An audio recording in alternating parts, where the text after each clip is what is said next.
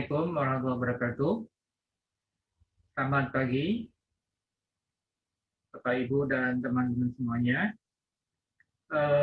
Bertemu dengan saya, Saleh, seorang praktisi hukum ya. Saya seorang lawyer investasi dan sekaligus investor dan trader ya, khususnya investasi di saham-saham syariah yang tercatat di Efek Indonesia. Terima kasih telah berkunjung di channel ini. Kami membuat video ini dan channel ini untuk memberikan edukasi tentang investasi saham syariah. Silahkan bisa subscribe, like, and share channel ini untuk memperluas ya pemahaman dan edukasi di bidang investasi di saham syariah ya, terutama. Baik, saya ingin sharing kepada teman-teman dan sobat semuanya ya terkait menariknya investasi di saham syariah. Ya, kami sampaikan bahwa saham syariah adalah instrumen investasi tercepat dan terbaik untuk meningkatkan aset likuid Anda. Ya.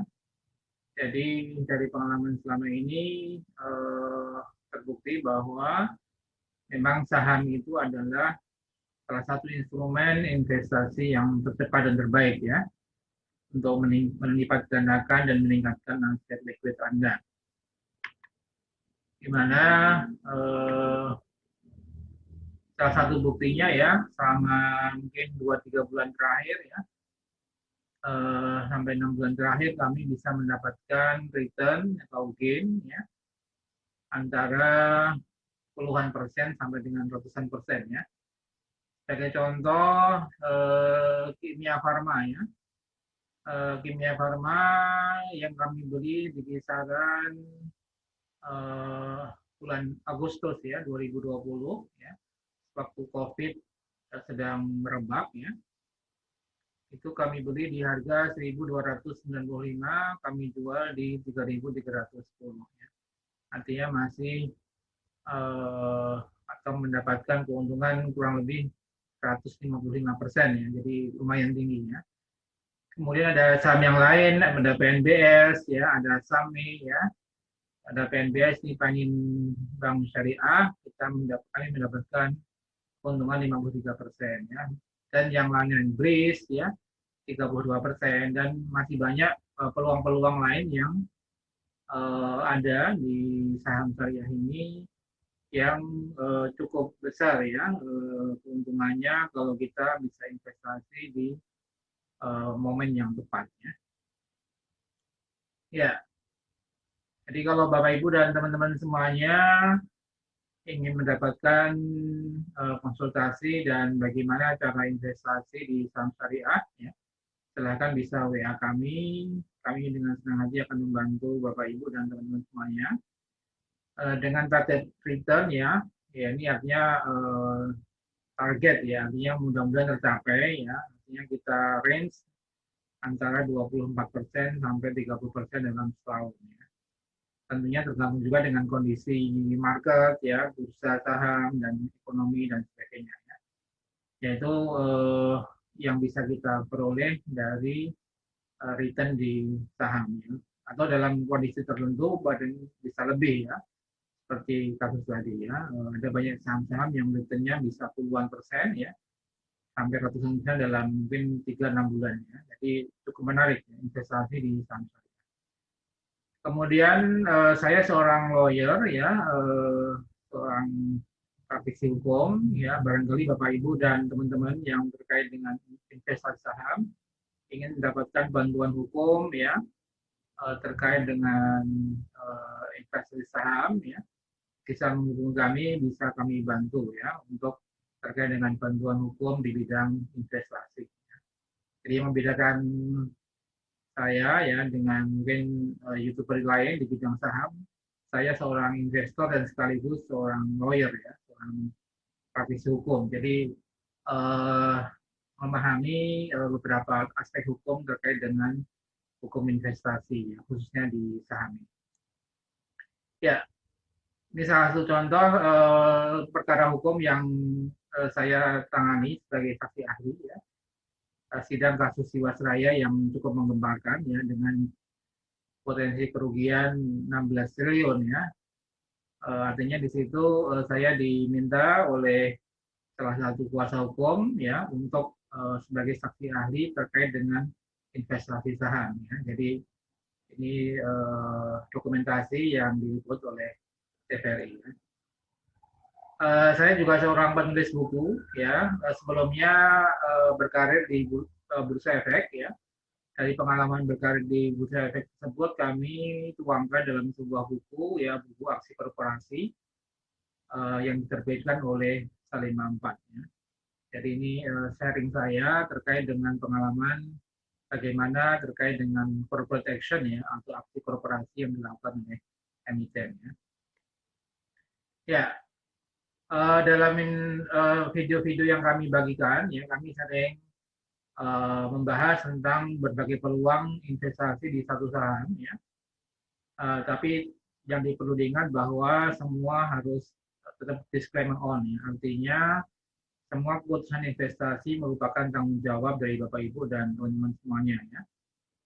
Dalam membeli saham yang kami rekomendasikan tetap berpegang pada prinsip investasi, yaitu pertama tetapkan tujuan investasi Anda, ya, dalam rangka apa, untuk tabungan, untuk pensiun, ya, ada berbagai macam tujuan investasi yang Anda tetapkan, ya.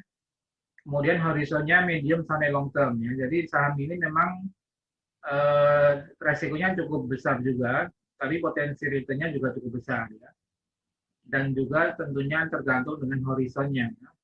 Karakteristik saham adalah sebenarnya horizonnya jangka panjang, mungkin bisa 3-5 tahun, bahkan 10 tahun, ya. Jadi sebenarnya horizon yang perlu kita tetapkan sebagai horizon term kita, ya, itu menengah sampai panjang. Namun jika memang sudah mencapai target return yang sudah Anda terima, ya mungkin Anda bisa mungkin jual dalam 3-6 bulan, ya. Artinya sesuai dengan perkembangan harga dan perkembangan daripada kinerja saham tersebut, ya. Kemudian prinsip yang berikutnya adalah sebar portfolio pada saham-saham yang berkinerja bagus, ya. Jadi melalui video ini, channel ini, teman-teman bisa mengikuti saham-saham apa saja yang kira-kira menarik untuk kita koleksi, ya. Kemudian atur cash flow Anda, ya. Tentunya perlu manajemen kas, ya, supaya mungkin tidak mengganggu kebutuhan dan kebutuhan daripada cash Anda, ya. Dan bagaimana kapan saat menjual, kapan saat membeli itu perlu diatur secara terstruktur dan terencana. Ya, silakan subscribe, like, and share channel ini untuk terus membantu masyarakat memberikan edukasi terkait dengan pentingnya saham syariahnya, menariknya investasi di saham syariah. Demikian sobat saham syariah, ya.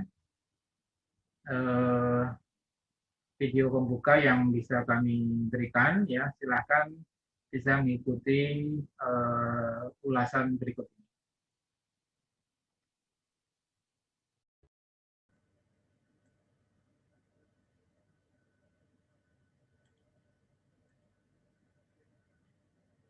Ya, selamat sore teman-teman semuanya.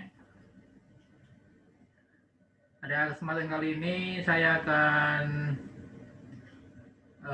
membahas, ya, atau menganalisis sedikit terkait dengan PEX, ya, Bank Pembangunan Daerah Banten TBK, ya, yang ini sebenarnya bukan saham syariah, tapi ini menarik dibahas, ya. Saya sebagai penulis buku aksi korporasi, ya, corporate action ini menarik untuk dibahas terkait dengan PEX ini karena harganya memang ajut-ajutan nggak ini, ya. Jadi ya coba kita lihat PEX ini bisa turun sampai berapa ya?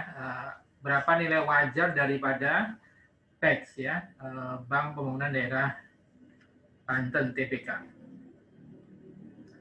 Ya sebenarnya kalau kita lihat ya, Bank PEX ini atau Bank Banten ini kenapa turun terus-menerus ya? Ya, mungkin bagi teman-teman yang mengalami masalah di PEX ya barangkali perlu diperhatikan memang resiko daripada investasi di saham ya. Ini benar-benar sangat high risk ya. Karena bayangkan dari semula 50 sebenarnya BEX ini ya, kemudian mengalami reverse stock atau penggabungan saham 10 kali, artinya 10 saham menjadi satu, yang semula terakhir diperdagangkan dengan harga 50, karena di reverse 10 kali menjadi 500 ya. Nah, kalau sudah di reverse 10 kali ini memang selama ini saham-saham yang mengalami reverse stock itu cenderung untuk turun ya. Makanya ini saya bahas karena ada beberapa pertanyaan dan ada isu ya bahwa katanya BEX akan di-merger dengan salah satu bank syariah ini yang cuma bagaimana untuk mengukur nilai wajar dari BEX itu berapa gitu ya. Maka kita perlu menganalisis aksi korporasi yang sudah dilaksanakan oleh BEX ya. Ya, jadi setelah BEX ini melakukan reverse stock ya, 10 banding 1 tadi, di mana harganya kalau setelah reverse dari 500. Jadi kalau yang semula teman-teman punya 10 lot, itu tinggal 1 lot ya. Yang semula harganya 50 jadi 500 ya. Nah, kemudian turun-turun sampai ke 326 ya. Setiap hari ARB nih ya. Nah, kemudian right issue ya. Jadi BEX ini selain melakukan reverse stock, dia melakukan right issue juga ya. Coba kita lihat prospektus atau ya ini prospektus daripada right issue-nya Bank Banten ya. Di mana Bank Banten ini sedang melakukan aksi korporasi right issue dengan menawarkan sebanyak punyanya 60 miliar 820 juta 296 ribu lembar saham ya. Dengan nominal 50 dengan harga pelaksanaan 50 juga ya. Di mana rasionya adalah 10 miliar dibanding 94,869,499,924. Nah, ini yang sedikit agak complicated ya. Kalau mungkin yang kurang memahami right issue barangkali memang agak membingungkan ini ya. Ya, makanya perlu kita kasih menarik ini aksi korporasi daripada BEX ya. Nah, karena BEX ini melakukan right issue dengan harga pelaksanaan 50 ya. Ya, artinya bagi pemegang saham yang memiliki saham lama BEX ya, ya dia cenderung untuk menggunakan right issue-nya ya, menggunakan haknya untuk memakai right-nya untuk untuk membeli mengeksekusi haknya di harga 50 ya. Kemudian bisa dijual di harga 90-an ya. Artinya di sini makanya kenapa hari-hari ini turun terus karena memang kalau yang mengeksekusi right issue di harga 50 artinya dia untung besar ya ketika dijual di 90-an. Tetapi bagi yang tidak memiliki right ya berat karena sahamnya turun terus ya. Ini mau dijual juga rugi ya. Artinya, coba kita lihat sampai seberapa jauh ya BEX ini akan turun ya. Maka kita harus melihat nilai wajar daripada BEX ya. Nah, coba kita lihat berapa nilai wajar dari BEX ini ya. Nah, saya coba buat perhitungan ya. hitung-hitungan untuk BEX ini berapa harga wajarnya, sehingga teman-teman yang mau membeli BEX itu bisa sebagai acuan ya, atau teman-teman yang mau menjual BEX ya sekarang ya, supaya tidak turun terus, ini juga bisa jadi acuan ya. Namun ya semua disclaimer ya, semua keputusan investasi jual beli itu tanggung jawab pembaca dan investor sendiri. Kami hanya membantu membuat analisis sebenarnya berapa harga wajar dari BEX ya. Nah, coba kita hitung dengan rasio 10 miliar dibanding 94 miliar sekian ya. Artinya sekarang ini pemegang saham dari BEX adalah Banten Global Development 3,2 miliar sekian ya, saham seri B. Kemudian masyarakat 1,075 miliar untuk saham seri A, dan masyarakat 2,065 miliar untuk saham seri B ya. Artinya kalau Banten Global Development ini di dalam prospektus akan menggunakan seluruh haknya ya. Artinya dengan saham lama 3,2 miliar, ini Banten Global Development memiliki hak 31 miliar lembar right ya untuk mengeksekusi di harga 50. Jadi kalau Banten Global Development membeli atau right issue untuk menggunakan haknya di membeli harga di 50, artinya Banten Global Development BGD ini mengeluarkan uangnya 1,5 triliun ya. Nah, kemudian masyarakat kalau publik artinya kalau dia menggunakan haknya ya, memiliki hak 10 miliar tambah 19,5 miliar, kurang lebih 29,7 miliar lembar right-nya ya. Dengan harga Rp50, maka sekitar 1,4 triliun. Makanya maksimum dana yang bisa diperoleh oleh BEX ya sebelum dikurangi biaya right issue itu 3,041 triliun ya. Jadi memang relatif besar sebenarnya BEX masuk ke buku 2 ya. Peningkatan status sebenarnya ya. Nah, cuma masalahnya karena dari first stock tadi berapa sebenarnya harga wajar daripada BEX ya. Karena harga sahamnya turun terus ya. Makanya kita hitung, saya coba hitung kalau misalnya ya saham seri C itu semua dieksekusi ya, artinya saham yang lama itu semua mengeksekusi haknya tadi dengan 60 miliar lembar right dengan harga Rp50 dengan dapat dana 3 triliun tadi, maka saya hitung nilai buku setelah right issue kalau BEX ini menggunakan ya pemegang sahamnya menggunakan semua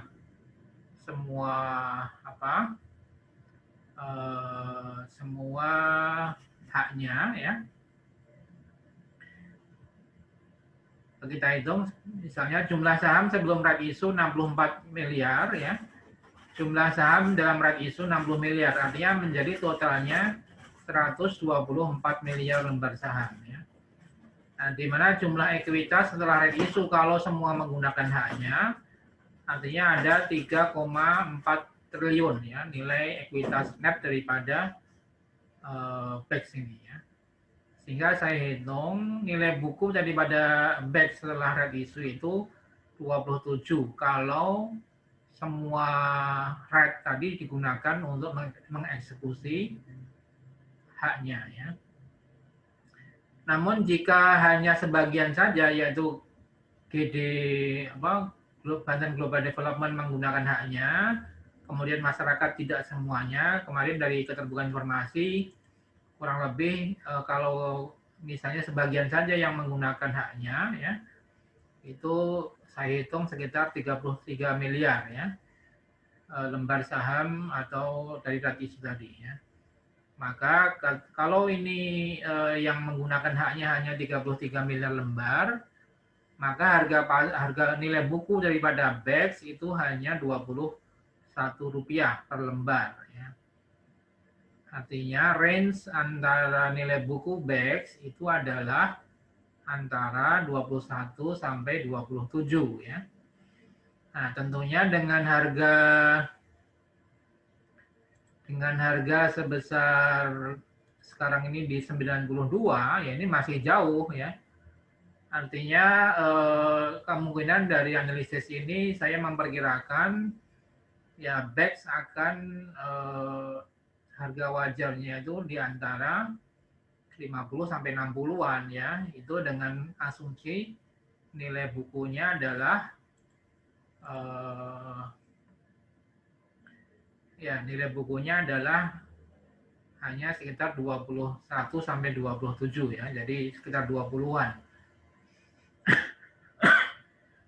Maka di sini harga pasar wajar daripada BEX itu hanya sekitar 50 sampai 60. Jadi teman-teman yang mau membeli BEX ya mungkin tunggu dulu sampai sekitar harga 50-60. Kalau sekarang masih ketinggian ya.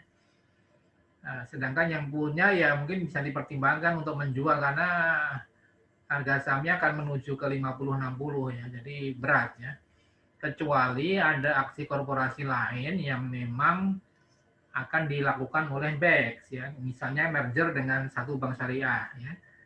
Ya ini beda ceritanya ya. Artinya tergantung aksi korporasi daripada BEX ini seperti apa gitu ya. Kalau misalnya dia hanya cukup red issue sampai sini saja ya. Ya tentunya mungkin harga pasarnya kembali ke 50-60 ya. Tapi jika ada memang rencana merger dengan satu bank syariah, yaitu beda nanti ceritanya lain ya. Coba nanti kita lihat analisis kembali kalau BEX ini akan merger atau mungkin konversi ke bank syariah, mungkin beda ceritanya karena mungkin persepsinya bisa beda dan karena sentimen syariah cukup baik ya, karena BRIS ya, BTPS ini mungkin ceritanya akan beda kalau ada rencana terkait konversi ke bank syariah atau merger dengan bank syariah. Tapi kalau hanya red issue saja, ya tentunya menurut analisis kami akan kembali ke harga sekitar 50-60 ya. Disclaimer tetap ya, teman-teman tetap perhatikan resikonya ketika cut loss atau jual beli, itu semua resiko teman-teman sendiri. Ya, saya membantu menganalisis berapa sebenarnya harga wajar daripada Bank Banten ya.